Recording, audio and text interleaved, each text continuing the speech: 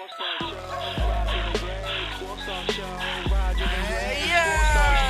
Roger and Greg, Sports Talk, yo, bringing you the news wherever you go. I said it's Roger and Greg, Sports Talk, yo, and on Facebook and YouTube you find the show. So on your laptops and phones, witness the trifecta. Now falling asleep, this isn't Mike Francesca. Any politic facts guaranteed to impress you. With sports in our blood, you can call us the professor. You don't want to miss it cause we're bringing the hype, getting more jacked up than Mike. And right around 9, you can follow us. On Thursdays, you heard, save a spot for us. The talk is us, plus we're on top of stats. And Greg will let you know that you can Roger that. I said it's Roger and Greg, Sports Talk, yo, bringing you the news wherever you go. It's Roger and Greg, Sports Talk, yo, make sure to tune in when we start the Hey fans, show. this is Roger. Check out my new show, Roger Sports Talk, right here on YouTube, Facebook, and also on the web, www.rogerandgregsportstalk.com. I'm here to bring you weekly episodic hot topic shows. I hope you enjoy them, but I'm just getting started.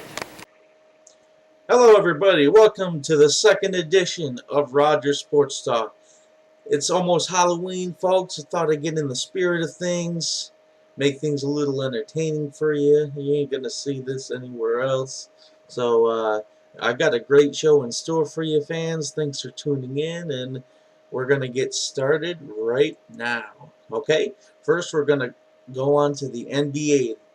We're going to talk about the opening night. The Cleveland Cavaliers defeated the New York Knicks by 29 points on the NBA season opener. The score was 117-88. The Cavs looked shaky in the first half, but really turning it on in the second half of the game. LeBron James had 19 points in the game, 11 rebounds, and 14 assists, earning himself his 43rd triple-double of his career, his first ever on opening night. The Knicks looked good in the first half of the game, but really fell apart after the second half of the game with 4 shots and sloppy ball handling. And the Cavaliers took advantage on the upside. Derrick Rose looked very good on the fast break plays. He looked healthy, and he looked like the old Derrick Rose that we once knew. Derrick Rose, had 17 points that game, and Porzingis had 16 points, I believe. Yeah, 16 points. Can the Knicks bounce back and get a win? Only time will tell. In more NBA news, the San Antonio Spurs beat up on the Warriors, 129-100, a 29-point win for the Spurs. Most definitely a shocker, but I don't want to say too much bad about the Warriors because they're probably the second best team in the league. I'll just say it's just the first game and move on. Okay, more game results for Tuesday. The Portland Trailblazers have defeated the Utah Jazz 113-104. Alright, and here's some game results for Wednesday. The Dallas Mavericks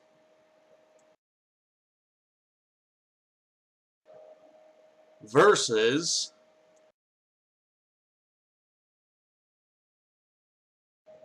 the Indiana Pacers.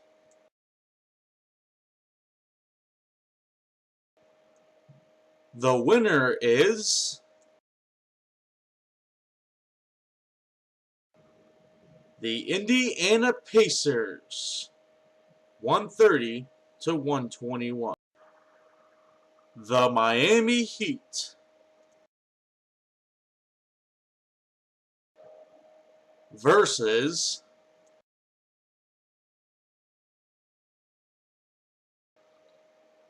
the Orlando Magic.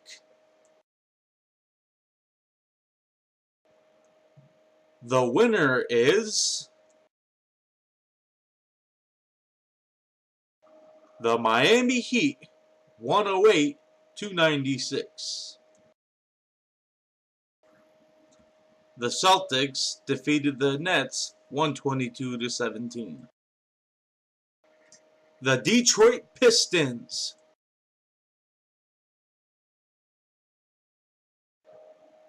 versus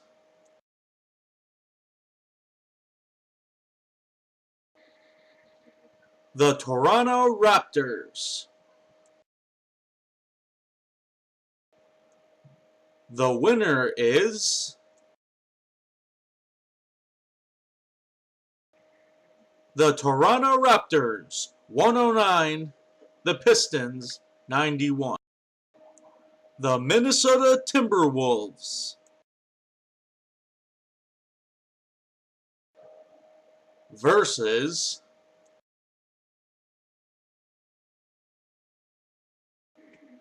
the Memphis Grizzlies.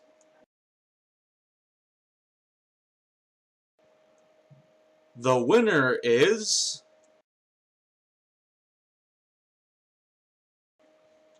the Memphis Grizzlies, 102. The Minnesota Timberwolves, 98. The New Orleans Hornets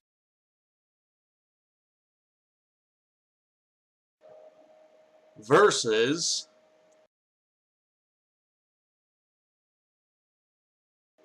the Milwaukee Bucks.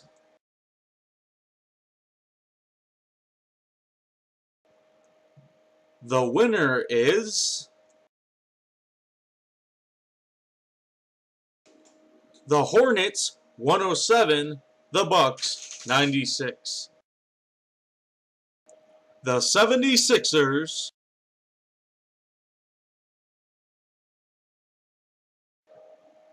versus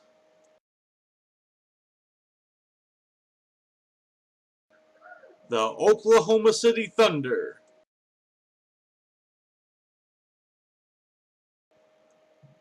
The winner is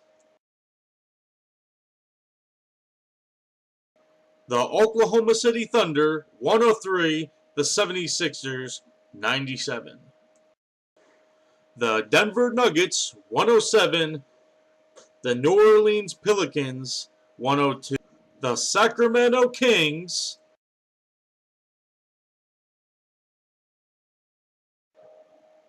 versus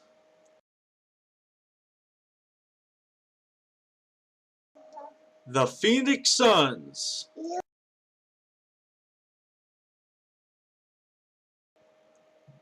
The winner is the Sacramento Kings, 113.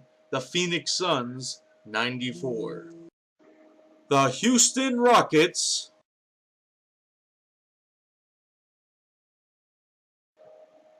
versus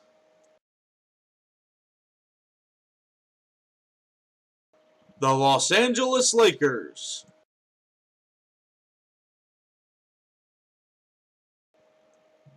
The winner is the Los Angeles Lakers, 120. The Rockets, 114. Let's look at today's games, Thursday's matchups. The Washington Wizards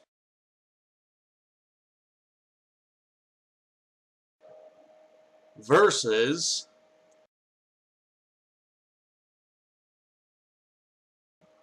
the Atlanta Hawks.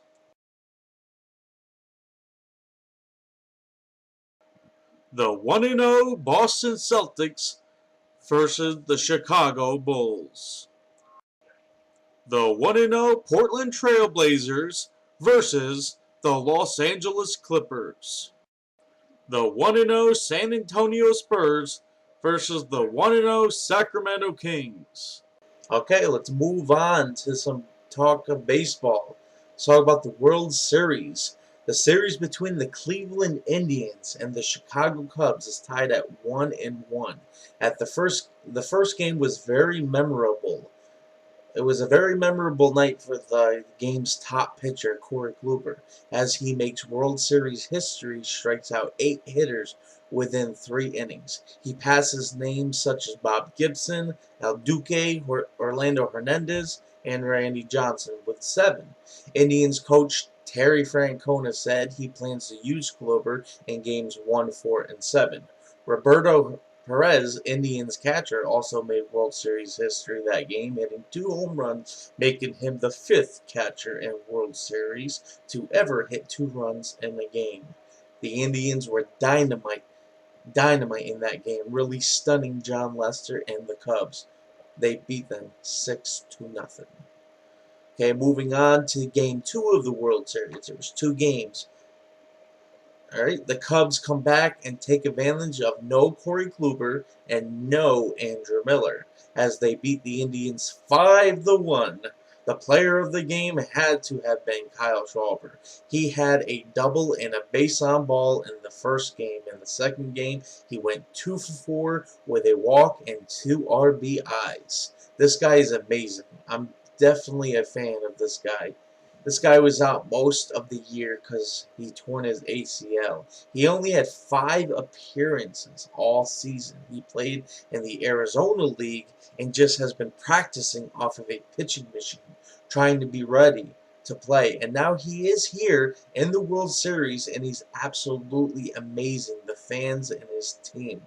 Not too many people can get themselves ready and come back and be effective. But he has. My hat's off to Kyle Schwarber. You're doing a great job, kid. Keep it up. Go win yourself a friggin' World Series championship. Also, Jake Arrieta looked really good up to 6 innings. He gave up a few walks, but he had good stuff. He had a no-no going for 5 1/3 of an inning.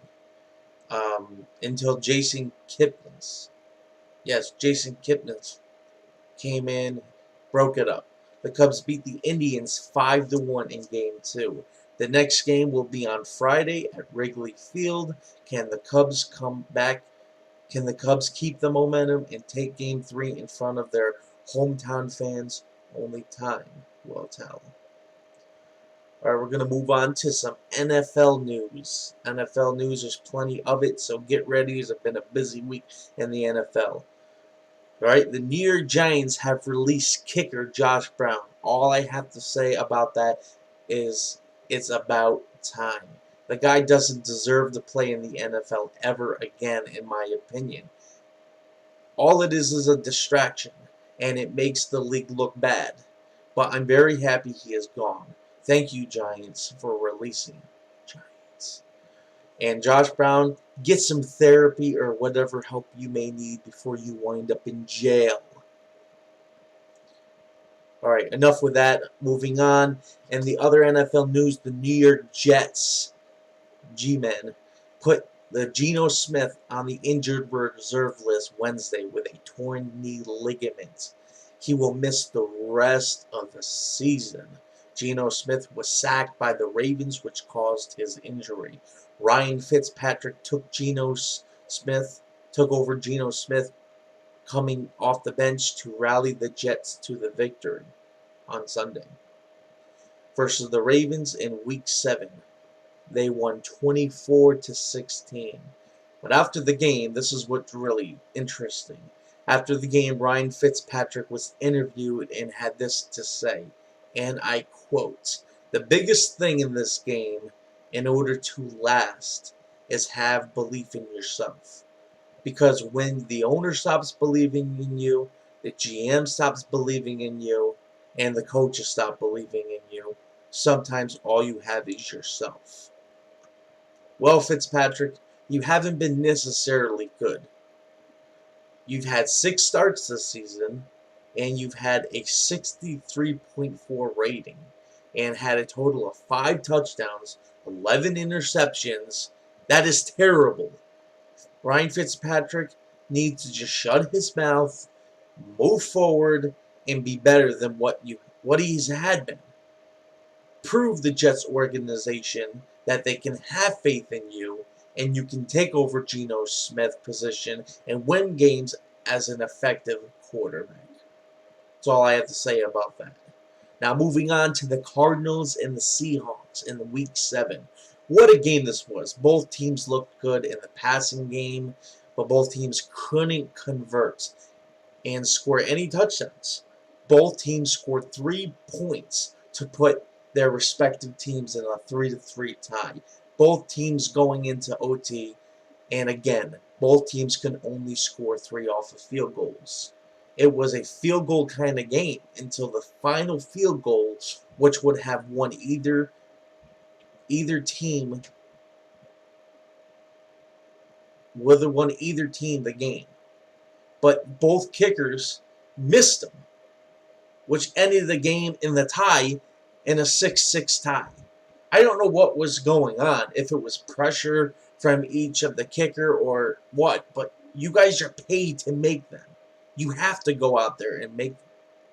Fans, let me know what you think about this topic. Let me know what you thought might have happened and what your opinion is. Okay, moving on. In other big NFL news, the Atlanta Falcons have ended the Minnesota Vikings' undefeated streak. Sorry, Steve, buddy, but your team will not go undefeated this year, thanks to the Falcons. I really thought a team like the Cowboys or the Patriots would have been the ones to have ended it. But that's not the case. The Vikings are still having a very, very good, successful season. They are 5-1 so far. Some more football news. Miami Dolphins' Jay Ajayi, I believe his name is pronounced, makes history in Week 7 versus the Buffalo Bills. Ajayi had his second straight game with 200 rush yards. He is the fourth player ever with consecutive 200-yard games. He joined the likes of O.J. Simpson and Earl Campbell and others. What an accomplishment for this young man, and what a group to join in the record books. Good job, man. Keep it up, making your home team proud. All right, moving on to the Dallas Cowboys. There's quarterback Tony Romo is set to return on November 6th.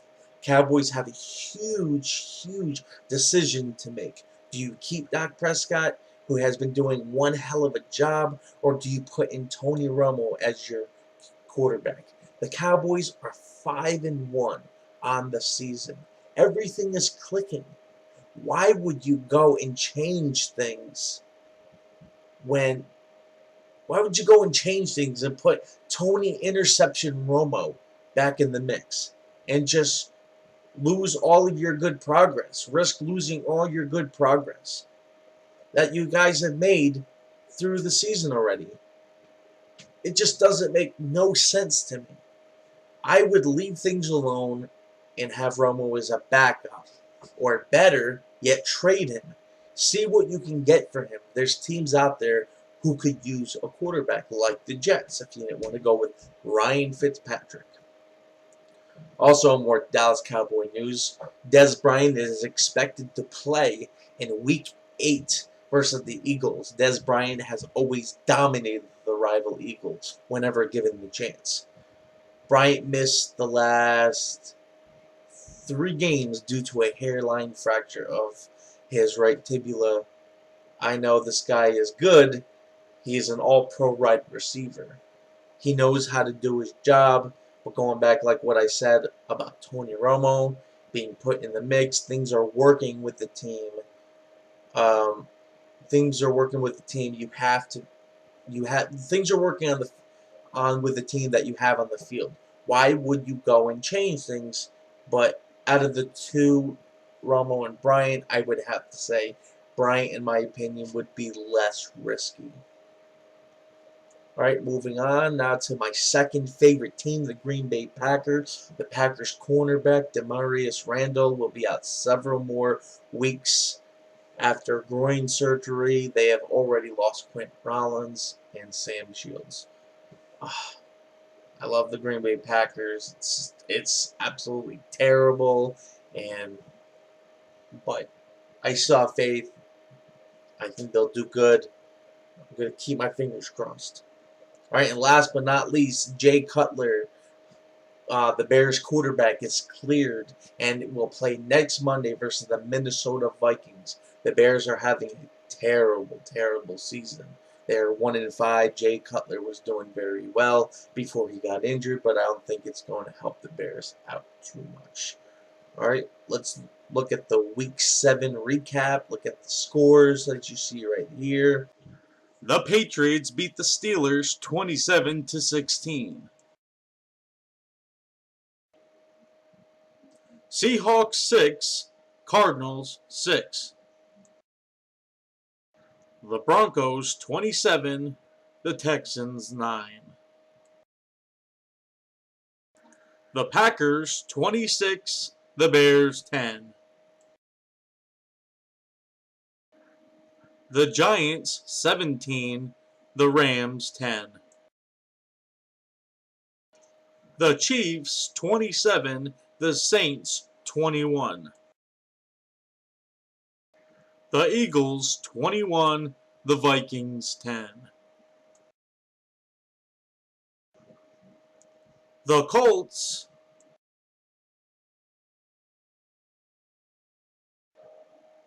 versus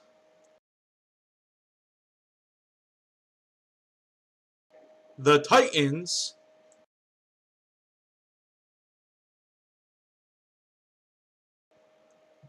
The winner is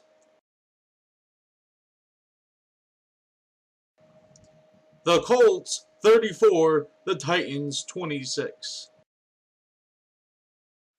The Dolphins 28, the Bills 25. The Redskins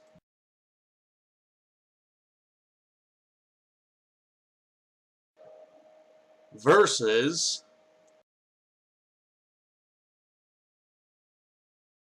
the Lions.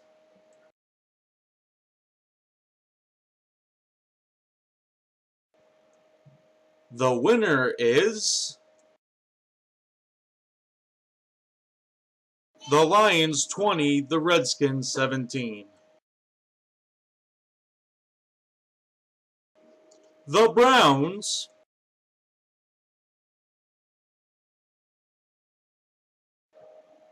versus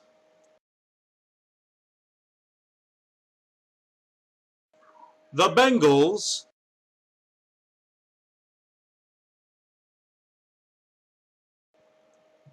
The winner is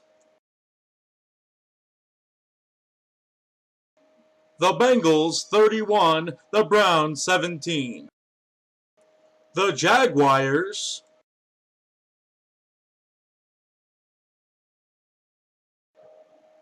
versus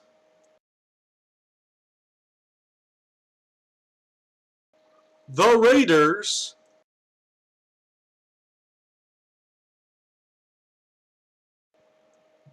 The winner is the Raiders 33, the Jaguars 16. The Baltimore Ravens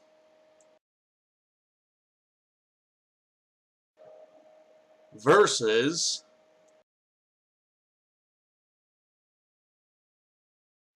the New York Jets.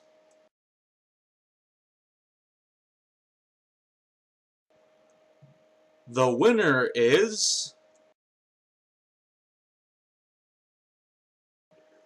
the New York Jets 24, the Baltimore Ravens 16.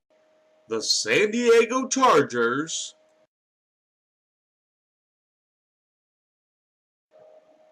versus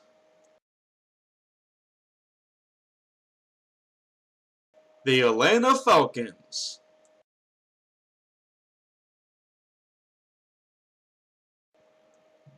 The winner is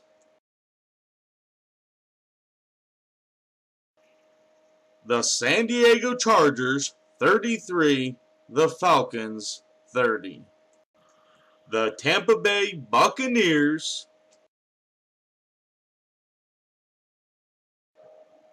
versus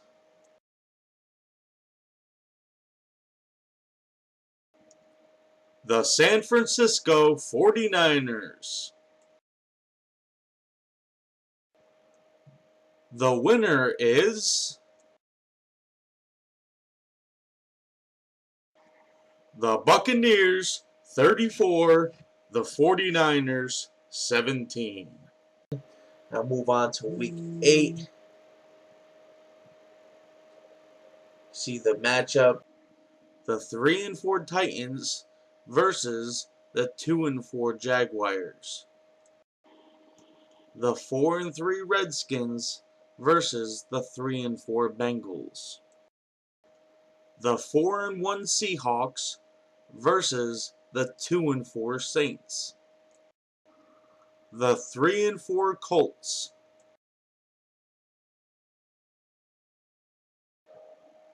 versus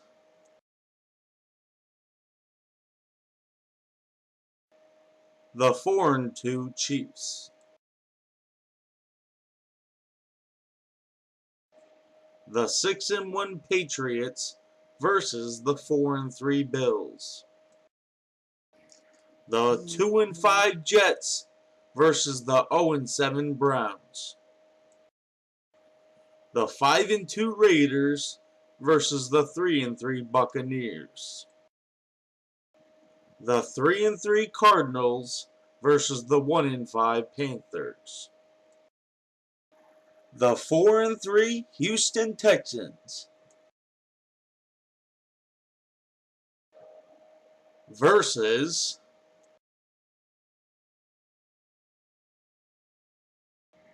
the 4-3 Lions. The 5-2 Broncos versus the 3-4 Chargers. The 4-2 Packers versus the 4-3 Falcons. The 5-1 Cowboys versus the 4-2 Eagles. The 1-6 Bears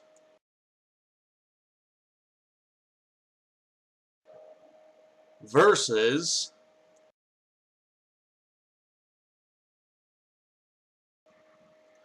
the 5-1 Vikings.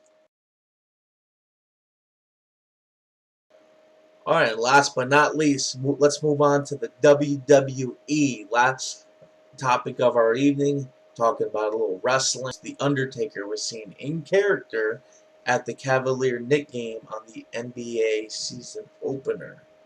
I think that was Monday or Tuesday. He was there to show his support to the Cavs, and he took pictures with Kevin Love. I don't know why he was in character. Maybe it's because he looks really old and no one would recognize him as just a normal guy. So he had to make an appearance as the Dead Man. I don't think it's any kind of sign that he will be back in the WWE until maybe a few months before WrestleMania. Maybe a few months of stretching, I would say maybe a couple. Alright, moving on to Monday Night Raw, I want to talk about the Brock Lesnar segment. Now, if I was Vince and Triple H, I would be pretty pissed about how the segment went down. As you know, Raw was in Brock's hometown of Minneapolis, Minnesota, where the fans just loved having Brock back on the show. He just loved him. As you know, Brock is supposed to be the heel in the Brock Goldberg feud, but instead the fans cheered him instead of booing him, which wasn't how Triple H and Vince expected it. Paul Heyman tried and tried to badmouth the people to try to start getting the reaction they were hoping for, which is boo. But the fans didn't care. They love Brock. It's bullshit when Heyman said that half the crowd was chanting Goldberg. Bullshit. There was probably about 25% out of 100 people chanting Goldberg. And what was worse, the whole first friggin' row at ringside started chanting, Goldberg sucks, Goldberg sucks. That was the icing on the cake. That was the nail in the coffin. That's when they finally gave up and Brock and Heyman left the ring. We didn't even get a clear answer from Heyman or Brock stating that the fight is on or something and where it would take place. And it had to take the WWE to announce to the media that Goldberg will fight Brock at the Survivor Series. That's pretty big news. Last time I said I thought it was WrestleMania, but it's going to be the Survivor Series. Goldberg is set to make an appearance next week on Monday Night Raw. Will he get the same reaction as he did when he came back to confront Brock? Or will he get booed out of the arena? Only time will tell, fans.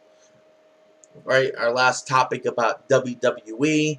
Last but not least, I want to talk about Randy Orton. As we all know, that Kane and Orton was kind of like helping each other out, fight off Harper and Bray Wyatt, the Wyatt family. this past Tuesday on SmackDown. Kane and Bray Wyatt had a no DQ match where it led to Luke Harper coming out and interfering. Like everything always happens, they always have some kind of stuff like that. Randy Orton also comes out to stop the interfering and the unadvantage, and Randy Orton and Kane rally, and Orton RKO's Kane, stunning the people and walking away, which led Bray Wyatt to beat Kane 1, 2, and 3. Alright, Orton was interviewed later, and he said, if you can't beat him, join him. He was referring to the Wyatt family. Now, I like this idea. I think it's new. I think it will help rejuvenate Orton's career, and it will lead to some good storyline. I've always liked Orton better as a heel. He's always been better, in my opinion, as a bad guy. But I also think this might just be a storyline where Orton joins them, but he's really playing them, and then he'll end up portraying the Wyatt family, and maybe that'll set up at WrestleMania Randy Orton and Bray Wyatt. Okay, that's all I have for you for this show. I'd like to thank all the fans for tuning in to the second edition of Roger Sports Talk. You ain't gonna find this anywhere else. I hope you had a great show. I hope you enjoyed it. I hope you return. If you like what you see, you can hit that like button on Facebook. You can also leave comments, and please like and share, like you said, and please tell your friends about it. I look forward to bringing you more hot sports each and every week. I hope you enjoyed my topics. I hope you enjoyed my opinions. Thanks a lot, guys. I appreciate it. We'll see you next week. Peace.